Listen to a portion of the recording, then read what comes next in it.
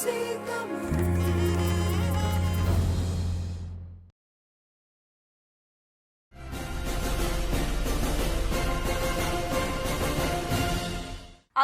நிகழ்ச்சிக்கு மீண்டும் வரவேற்கிறேன். இன்னைக்கு விடுதலை சிறுத்தைகள் கட்சியின் துணை பொதுச் செயலாளர் ஆலூர் ஷானவாஸ் அவர்கள் கூட பேசிக்கிட்டு இருக்கோம். தொடர்ந்து பேசலாம். நம்ம இடைவேளைக்கு முன்னாடி இந்த ஆணவ கொலைகள் பற்றி பேசிக்கிட்டு இருந்தோம். தற்போது ரொம்ப அதனுடைய வீரியம் அதிகமாக இருக்கிற மாதிரியான ஒரு சூழல் இருக்குது. அதை நாடக காதல் அப்படின்னு சொல்கிறது, இந்த மாதிரியான விஷயங்கள் ரொம்ப துணிவாக வெளியே பேசக்கூடிய அளவுக்கான நிலையும் இருக்குது. இதுக்கு என்ன காரணம்னு நினைக்கிறீங்க? அதுக்கு முன்னாடி இந்த முதல் கேள்வி, நீங்கள் ஏன் தலித் பிரச்சனையில் விசிகே தலையிட வேண்டிய தேவை வருதுன்னு சொல்கிறதுக்காக தான் அதை சொன்னேன். அப்போ யாருமே பேசாத ஒரு இடத்துல பேச வேண்டிய நெருக்கடி விடுதலை சிறுத்தைகளுக்கு வருது. இப்போ கோகுல்ராஜ் படுகொலையை கண்டித்து ஒரு திமுகவோ ஒரு அதிமுகவோ ஒரு பொதுவான கட்சியோ அந்த களத்திற்கு வந்திருந்தாங்கன்னா அந்த களத்துக்கு விடுதலை சிறுத்தைகள் போய் தலையிட வேண்டிய தேவை வந்திருக்காது. அப்போது அந்த தேவையை விடுதலை சிறுத்தைகளின் மீது சுமத்துவது, அந்த நெருக்கடியை விடுதலை சிறுத்தைகள் மீது சுமத்துவதே இந்த சூழல் தான். விடுதலை சிறுத்தைகள் காவிரி நீருக்காக போராடுது, முல்லை பெரியாருக்காக போராடுது, ஈழத்துக்காக போராடுது, அத்தனை பொது பிரச்சனைக்காக போராடுது. ஆனால் இப்படி பொது பிரச்சனையில் வடிவம் பெறக்கூடிய கட்சியை கொண்டு மீண்டும் மீண்டும் ஒரு தலித் அடையாளத்துக்குள் தள்ளுகிற வேலை யார் செய்கிறாங்கன்னா இந்த சூழல் தான் செய்யுது. அப்போ தலித் பாதிக்கப்பட்டால் விடுதலை சிறுத்தைகள் தான் பேசணுங்கிற நிலைமையை வச்சிருப்பது விடுதலை சிறுத்தைகள் கிடையாது, பொது சமூகம், பொது கட்சிகள். தலித் பாதிக்கப்பட்டோன்னா யாராவது போய் உடனே அட்ரஸ் பண்ணட்டும், விடுதலை சிறுத்தைகளுக்கு வேலையே இருக்காது. விடுதலை சிறுத்தைகள் பொதுவான பிரச்சனைகளை எப்பவும் போல பேசிட்டு போவோம். அப்போ அந்த இடத்துல அந்த தேவை வருது. இப்போ நீங்கள் ரெண்டாவது கேட்ட கேள்வி, ஆணவ கொலைகள் அப்படிங்கிறதுக்கு இன்னைக்கு தமிழ்நாட்டில் ஒரு மூமெண்ட் நடக்குது. கிட்டத்தட்ட இந்த தருமபுரி சம்பவத்திற்கு பிறகு குறிப்பிட்ட ஒரு சமூகத்தை குறிவைத்து ஒட்டுமொத்த சாதிய சமூகத்தை அணிதிரட்டக்கூடிய செயல் வெளிப்படையாக நடக்குது. அப்படி செய்ய முடியாது, அரசியலமைப்பு சட்டம் அதுக்கு இடம் கொடுக்கல. ஒரு குறிப்பிட்ட சமூகத்தை மட்டும் தனிமைப்படுத்திட்டு அவர்களுக்கு எதிராக ஒட்டுமொத்த சமூகத்தையும் அணிதிரட்டுவது அப்படிங்கிறது மிக மிக மிக மோசமான ஒரு கொடூரமான செயல். ஆனால் வெளிப்படையாக அது நடக்குது. அனைத்து சமுதாய பேரியக்கம்னு தலைப்பு வச்சிருக்காங்க. அந்த அனைத்து சமுதாயத்துக்குள்ள தலித் சமுதாயம் வருதா? வரல. எல்லா மாவட்டங்கள்லையும் போய் வெளிப்படையாக கூட்டம் போடுறாங்க. தலித்துகள் அல்லாமல் அந்த கூட்டம் நடக்குது. அப்போ இது எவ்வளவு பெரிய ஒரு வன்கொடுமை. அப்போ இந்த வன்கொடுமையின் தடுப்பு சட்டம்னு ஒன்று இருக்குது. அதாவது தலித்துகளை இப்படி சாதி ரீதியாக தனிமைப்படுத்துவது, புறந்தள்ளுவது, ஒதுக்குவது அப்படிங்கிறது குற்றம் என்பதை சட்டம் ஒப்புக்கொண்டிருக்குது. அப்போ அந்த சட்ட மீறலை ஒரு அரசியல் கட்சியும் ஒரு தலைவரும் மிக வெளிப்படையாக செய்கிறாங்க, அதற்கு அனுமதிக்கப்படுகிறது. அப்போ இப்படிப்பட்ட வெளிப்படையான வெறுப்பு பிரச்சாரம் தலித்துகள் மீது தூண்டப்படுவதால் ஒவ்வொரு குடும்பத்துக்கும் அது மிகப்பெரிய தாக்கத்தை ஏற்படுத்தி ஒவ்வொரு குடும்பமும் அந்த தைரியத்தை பெறாங்க. இன்னைக்கு கோகுல்ராஜை படுகொலை செய்த அந்த கும்பலாக இருக்கட்டும், அல்லது உடுமலை சங்கரை படுகொலை செய்த அந்த குடும்பமாக இருக்கட்டும், ஒரு குடும்பமே செய்து அந்த கௌசல்யாவுடைய தந்தை தாய் உறவினர்கள் போய் பட்ட பகலில் மிக வெளிப்படையாக அதில் வழக்கமாக இந்த குற்றச்செயல்களில் ஈடுபடக்கூடியவங்க முகத்தை மறைச்சிக்குவாங்க, இருட்டில் போய் செய்வாங்க, யாருக்கு தெரியாமல் செய்வாங்க, அவங்களுக்கே ஒரு குற்ற உணர்வு இருக்கும். அந்த குற்ற உணர்வின்பால் என்ன செய்வாங்கன்னா தங்களுடைய அடையாளத்தை மறைத்து விட்டு செய்வார்கள். எந்த குற்ற உணர்வும் இல்லை. சங்கர படுகொலை செஞ்சவங்க ஒரு வெட்ட வெளியில மக்கள் நடமாட்டம் மிகுந்த கடை வீதியில வெளிப்படையா தங்களுடைய முகத்தோட இன்னார் தான் நான் தான் செய்கிறேன் என்று செய்து விட்டு போகக்கூடிய ஒரு காட்சியை பார்க்கிறோம். அப்போ எந்த அளவுக்கு அவர்கள் மன துணிவை பெற்றிருக்கிறார்கள் பார்க்கணும். அப்போ இந்த துணிவை அவங்களுக்கு யார் கொடுத்ததுன்னா, இதை மையப்படுத்தி ஒரு 5 ஆண்டு காலமாக கிட்டத்தட்ட 2012 இருந்து மாவட்டங்கள் வாரியாக பரப்புரை செய்யக்கூடிய ஒரு அமைப்பு, ஒரு கட்சி இயங்குது. அப்போ அந்த தலைவர் இருக்கிறாரு, அந்த அமைப்பு இருக்கிறது என்கிற மனதைரியத்தில் தான் அவங்க இதெல்லாம் செய்கிறாங்க. அப்போ இது தடுக்கப்பட வேண்டும். இப்போ அவங்க எதை சொல்லி இதை செய்கிறாங்கன்னா, சாதி இந்து பெண்களை தலித் இளைஞர்கள் மயக்கி அழைச்சிட்டு போயிடுறாங்க, அழைச்சிட்டு போய் காதல் என்கிற பெயரில் பணம் பறிக்கிறார்கள் அந்த பெற்றோரிடம், இந்த பெண்களை அனுபவித்து விட்டு வீதியில் விட்டு விடுகிறார்கள் நிற்கதியாய் என்று ஒரு காரணத்தை சொல்கிறார்கள். இப்போ கணவனால் ஏமாற்றப்பட்டவர்னு அதில் பொருள் வருது. அதாவது காதலித்து திருமணம் செய்து கணவனால் ஏமாற்றப்பட்டவள், கணவன் வீட்டால் துன்புறுத்தப்பட்டவள், இந்த கேட்டகரியில் தான் அந்த பெண் வந்துடுறா. இப்போ அதாவது இல்லைன்னா காதலித்து திருமணம் செய்வதாக கூறி ஆசை காட்டி பாலியல் வல்லுறவுக்கு உள்ளாக்கப்பட்டவர்கள். இந்த பட்டியல் எடுத்து பார்த்தால் நாம் பாதிக்கப்பட்ட பெண்ணை பெண்ணாகத்தான் பார்க்கணும். பாதிக்கப்பட்ட பெண் அந்த சமூகமா இந்த சமூகமா என்று பார்க்கக்கூடிய ஒரு துயரமான நிலைக்கு நம்மளை கொண்டு விட்டுட்டாங்க. இப்போ எங்கே பெண்கள் இப்படி பாதிக்கப்பட்டாலும் ஒரு பெண் பாதிக்கப்பட்டிருக்கிறார், சக மனுஷி பாதிக்கப்பட்டிருக்கிறார், நமக்கு வலிக்கணும். அது யாரா இருந்தா என்ன? ஆனா இன்னைக்கு நம்ம எப்படி பார்க்க வேண்டியதாயிருச்சுன்னா, பாதிக்கப்பட்டவர் யார் என்று பார்க்கக்கூடிய அளவுக்கு இவர்கள் இந்த சாதியவாதிகள் ஒரு நெருக்கடியை நம்ம மேல ஏற்படுத்திட்டாங்க. இப்போ இப்படி பார்க்கும்போது எவிடன்ஸ் கதிர் ஒரு ஆவணம் தயாரிச்சிருக்கிறார். தமிழ்நாட்டில் கடந்த 5 ஆண்டுகளில் நடந்த பெண்கள் மீதான வன்முறை அப்படிங்கிற பட்டியலை எடுத்து அரசாங்கத்திடமிருந்து தகவல் அறியும் உரிமை சட்டத்தில் கேட்டு வாங்கி வழக்குகளினுடைய தன்மையை பொறுத்து வகைப்படுத்தியிருக்கிறார். அதில் கணவனால் ஏமாற்றப்பட்ட பெண்கள்ங்கிற கேட்டகரி எடுத்துக்கிட்டாலும் சரி, திருமண ஆசை காட்டி ஏமாற்றப்பட்டவர்கள் அப்படிங்கிற பட்டியல் எடுத்தாலும் சரி, பாலியல் வல்லுறவுக்கு சீண்டலுக்கு ஆளாக்கப்பட்டவர்களை பட்டியல் எடுத்தாலும் சரி, அதில் அதிக விழுக்காடு உள்ளவர்கள் தலித் பெண்கள்.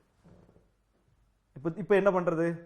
இப்போ சாதி இந்து பெண்கள் இப்படி பாதிக்கப்பட்டதற்கு விடுதலை சிறுத்தைகள் தலித் இளைஞர்களை தூண்டிவிட்டது தான் காரணம்னு சொல்றவங்க, தலித் பெண்கள் பாதிக்கப்பட்டதற்கு சாதி இந்துக்கு ஆண்கள் காரணமாக இருக்கிறார்கள், அதற்கு பாமக தான் காரணம்னு, ராமதாஸ் தான் காரணம்னு நாங்கள் சொன்னால் ஏற்றுக்குவாங்களா? அப்படி நாங்கள் சொல்ல மாட்டோம். ஏன்னா ஒரு கட்சி தூண்டி அதை செய்ய முடியாது.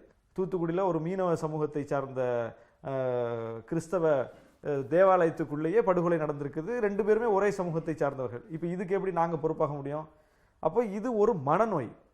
ஒரு பெண்களை வக்கிரமாக அணுகுவது, தன்னுடைய காதலை ஏற்றுக்கொள்ளவில்லை என்றால் அந்த அந்த பெண்ணையே அழிப்பது அப்படிங்கிறது ஒரு கொடூர மனநிலை.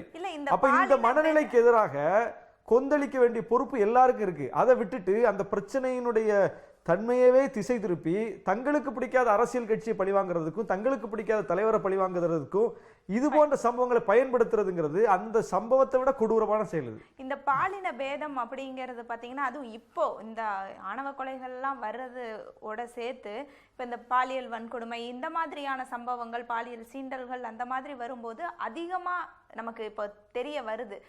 அப்போ பாலின பேதம் அப்படிங்கிறது தீவிரமா அதிகரிச்சுட்டு வர்ற மாதிரியான ஒரு சூழலும் இருக்குது.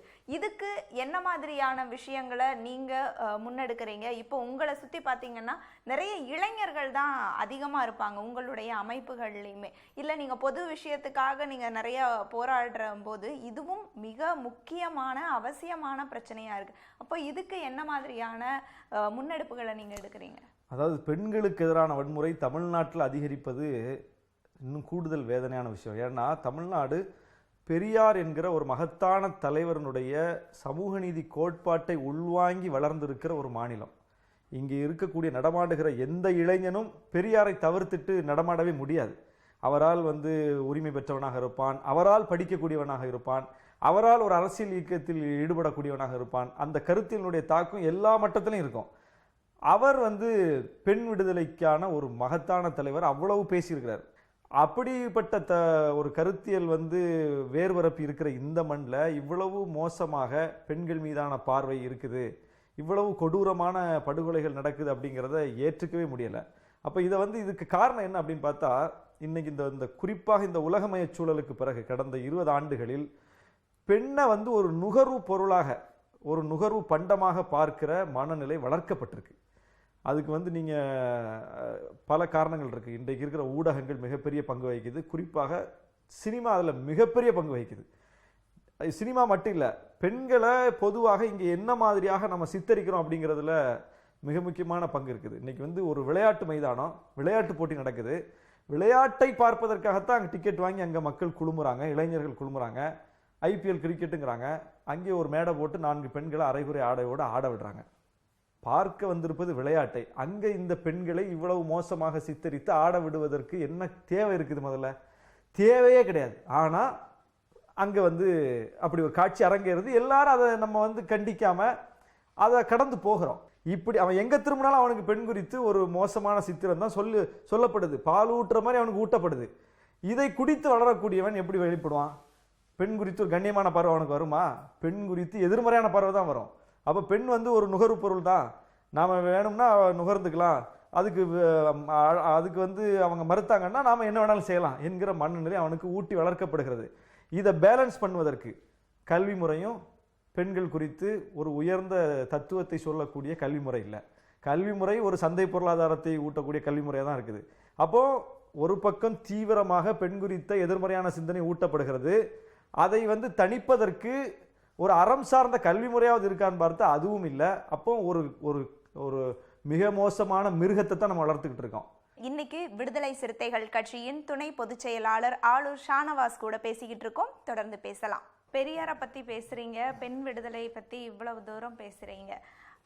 இஸ்லாமிய அமைப்புல இருக்கக்கூடிய பெண்களுக்கு இருக்கக்கூடிய சிக்கல்கள் பத்தி நீங்க பேசுறதே கிடையாது. தொடர்ச்சியா இஸ்லாமிய பெண்களுக்கு பிரச்சனைகள் இருக்க தான் செய்யுது. புர்கா போடுறத பத்தியான விவாதங்கள் நடந்துகிட்டே தான் இருக்குது. அதை பத்தி ஏன் நீங்க பேசுறதே இல்லை?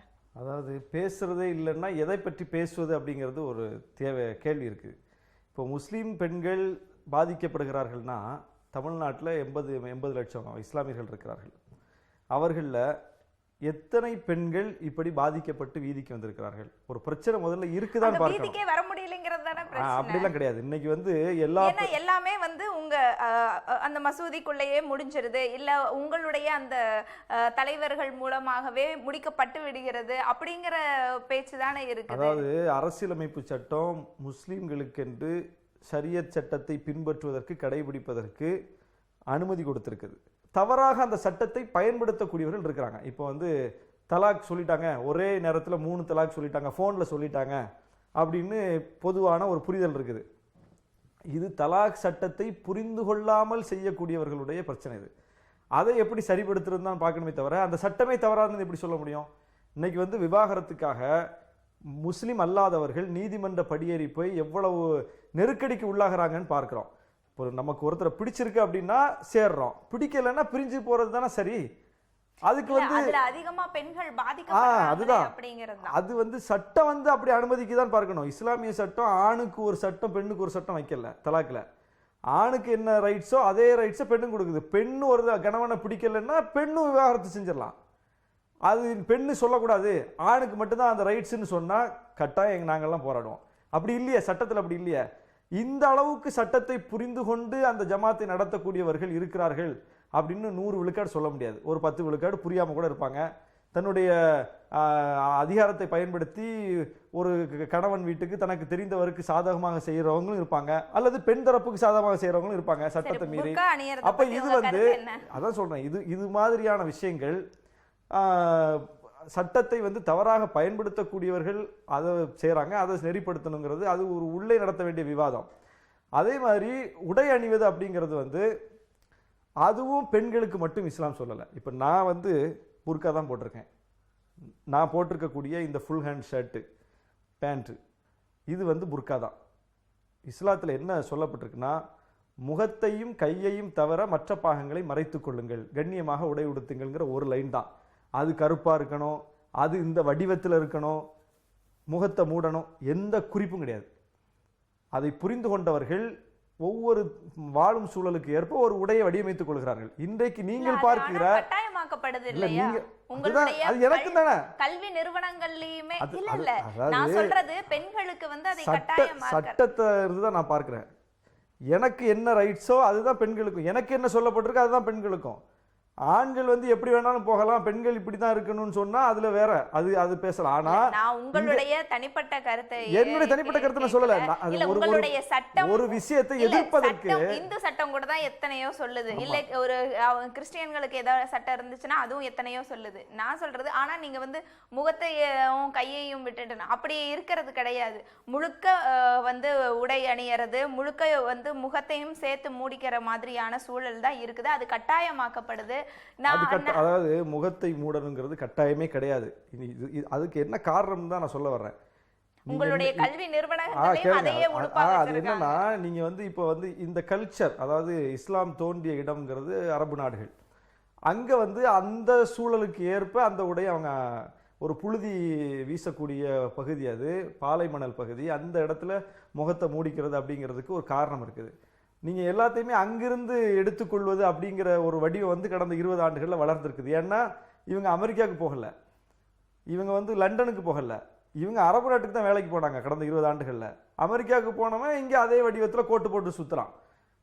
கோட்டு போட்டு டை கட்டி இருக்கிறது இந்த நாட்டினுடைய தன்மைக்கேற்ற உடையா? அது ஒரு அடிமைத்தனம் தானே. அப்போ இங்கே வந்து இவ்வளவு புழுக்கமான இந்த இடத்துல வந்து எதுக்கு நம்ம கோட்டு போட்டு டை கட்டி ஒரு ஆஃபீஸில் உட்காந்துருக்கிறோம்? அப்போ அதை நாகரிகத்தின் அடையாளம்ங்கிறோம். அது நமக்கு அடிமைத்தனமா தெரியல. அது நம்ம உடையே கிடையாது, அது இந்த மண்ணுக்கு பொருத்தமான உடையே கிடையாது. அது தேவையா? அது அப்போ அடிமைத்தனம் தானே. அப்போ ஒவ்வொருத்தன் எந்த சூழலோடு தொடர்பாக இருக்கிறானோ அந்த சூழலிலிருந்து அவன் விரும்பியதை எடுத்துக்கொள்வான். இங்கே இருக்கக்கூடிய உயர்ந்த வர்க்கம், ஆதிக்க வர்க்கம் அமெரிக்காவோடு 50 ஆண்டுகளாக தொடர்பில் இருக்கிறார்கள், லண்டனோடு தொடர்பில் இருக்கிறார்கள். அவர்கள் அந்த உடையை எடுத்துக்கொண்டார்கள். இவன் அடித்தட்டு வர்க்கம், அரபு நாடுகளுக்கு ஒட்டகமைக்க போனவன் அங்கே இருக்கக்கூடிய உடை கலாச்சாரத்தை எடுத்துக்கொண்டான். இன்னைக்கு ஆண்கள் பெண்கள் மட்டும் அதை போடுறதில்ல, ஆண்களே பல பேர் அதே மாதிரி ஒரு ட்ரெஸ் கோடோட பள்ளிவாசலுக்கு போகிற காட்சியெல்லாம் பார்க்கிறோம். அப்போ இது எங்கேருந்து வந்ததுன்னா இது ஒரு கலாச்சார தாக்கம். ஏன்னா அதற்கு கூட இந்த அடையாள அரசியலுக்குள் முஸ்லீம்கள் சிக்கினதுக்கும் காரணம் இருக்குது. இது பாபர் மசூதி இடிப்புக்கு பிறகுதான் இந்த தன்மை தமிழ்நாட்டில் வளர்ந்துருக்குது. அதுக்கு முன்னாடி முஸ்லீம்கள் எப்படி இருந்தாங்கன்னு பார்த்தீங்கன்னா இந்த மண்ணோடு கூடிய கலாச்சாரத்தோடு தான் இருந்தாங்க. அப்போ ஒரு சம்பவம் நடக்குது, தாங்கள் தனிமைப்படுத்தப்படுகிறோம் என்கிற ஒரு நெருக்கடி வரும்போது தங்கள் அடையாளத்தை தூக்கி பிடிக்க வேண்டிய நெருக்கடிக்கு அரசியல் ரீதியாகவும் அவர்கள் ஆளாகி இருக்கிறார்கள். இந்த 20 ஆண்டுகளில் தான் அந்த தன்மையும் வளர்ந்துருக்குது, அடையாள அரசியலை தூக்கி பிடிக்க வேண்டிய தன்மையும் வளர்ந்துருக்குது, கலாச்சார தாக்கமும் அவர்கள் அங்கு வேலைக்கு போனதனால் அந்த தொடர்பின் மூலம் வந்திருக்குது. ஆனால் முகத்தை மூட வேண்டும் என்று எங்கேயும் இஸ்லாத்தில் குறிப்பில்லை. இது அங்கே இருக்கிற கலாச்சார தாக்கத்தினுடைய வெளிப்பாடு.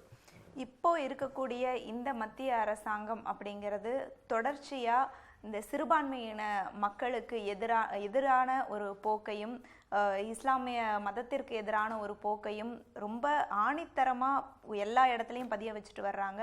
இந்து அமைப்புகள் ரொம்ப தீவிரமா வெளிப்படையா வேலை செய்யறாங்க.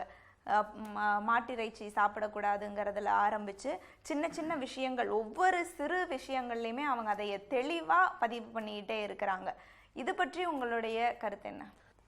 மனித உயிர் மாட்டினுடைய உயிரை விட மோசமானது, கீழானது அப்படிங்கிற மாதிரி கொண்டு வந்துட்டாங்க. ஒரு மாட்டுக்காக மனிதனை கொல்வது, ஒரு மாட்டினுடைய தோலை உரித்ததற்காக மனிதனை கட்டி வைத்து அடிப்பது என்கிற நிலைக்கு வந்து விட்டார்கள். இது ரொம்ப ஆபத்தான போக்கு. இது என்னன்னா இன்னைக்கு மாடு ஏற்றுமதியில் முன்னிலை வைக்கக்கூடிய மாநிலம் இந்தியா. மாட்டினுடைய அத்தனை விஷயங்களையும் அனுபவிக்கக்கூடியவர்களும் இந்த சம்பவத்தை நிகழ்த்தக்கூடியவர்கள். நெய்யாக, அதை பாலாக, அதை கறந்து அது உண்மையிலே வதை செய்யக்கூடியவர்கள் அவர்கள் தான். ஏன்னா மாட்டுக்கறி சாப்பிடுவது அப்படிங்கிறது இந்தியாவினுடைய பெரும்பான்மை மக்களினுடைய உணவு பழக்கம். பெரும்பான்மை மக்களினுடைய உணவு பழக்கத்திற்கு எதிராக ஒரு சிறுபான்மை குழு அதிகாரத்தில் இருந்து இப்படிப்பட்ட சம்பவங்களை ஊக்கப்படுத்துகிறார்கள். இது கண்டிக்கணும். இதுக்கு எதிராக நாடு தழுவிய கிளர்ச்சி இன்னைக்கு வந்திருக்கு. அதுதான் மிகப்பெரிய நன்மை. இதில் இன்னைக்கு குஜராத்தில் மிகப்பெரிய அளவுக்கு ஒடுக்கப்பட்டு கிடக்கிற மக்கள் அணிதிரண்டு வீதிக்கு அது நாடு தழுவிய அளவில் விரிவுபடுத்தக்கூடிய ஒரு சூழலை கொண்டு வந்திருக்காங்க. இந்த நிலை தொடர்ந்தால் நிச்சயமாக அதுவே ஆர்எஸ்எஸ்க்கும் மோடி அரசுக்கும் பெரிய சவக்குழியாக மாறும். நிறைய விஷயங்களை, எங்களுக்கு இருந்த சந்தேகங்களை நீங்க தெளிவுபடுத்தி வச்சிருக்கீங்க. உங்களுடைய நேரத்திற்கு மிக்க நன்றி. நன்றி. மீண்டும் மற்றும் ஒரு அகம்புறம் நிகழ்ச்சியில் சந்திக்கலாம். வணக்கம்.